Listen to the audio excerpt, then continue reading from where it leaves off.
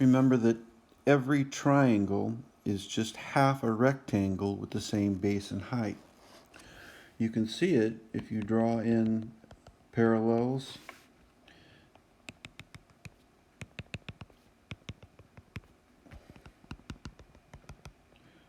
If you take a look at that rectangle I just created, you'll see the height is the same as the height of the triangle. The height and the base just have to be at a right angle.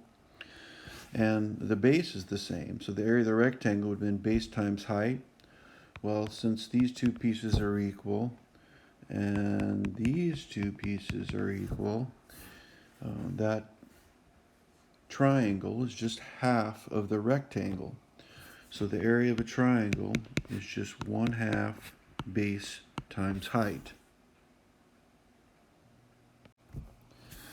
In this triangle, the base is 14 root 63 and the height is 4 root 18. So I'll take 1/2 times 14, which is 7. 7 times 4, which is 28. And then on my square roots, I mentioned this in another video, I like to look for common factors. What's under my root? I see the 63 and the 18 are both divisible by 9. There's a 9 in 63 and a 9 in 18. So I'm going to rewrite 63 as 9 times 7. I'm going to rewrite 18 as 9 times 2. And those two 9s together make a perfect square of 81. So this is 28. And this is 81 times 7 times 2. The square root of 81, that'll go out as a 9. And 9 times 28 is 252. So this is 252 radical, and I'll multiply my 7 and 2, and I get radical 14. 252 root 14 then is my answer. Just a reminder again about square roots. Sometimes it can be hard to find that perfect square.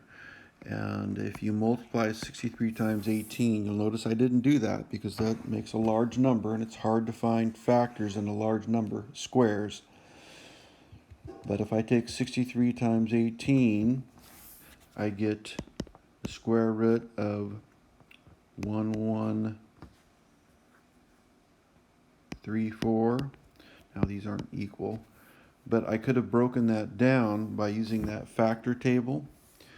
And as I mentioned on that factor table, go to Mr. Caldwell's classroom, go to the resources link, click on the Google Sheet factor table, and if you enter 1134 as your number and you look for whole number factors, you would eventually find out that 1134, that 81 goes into it 14 times.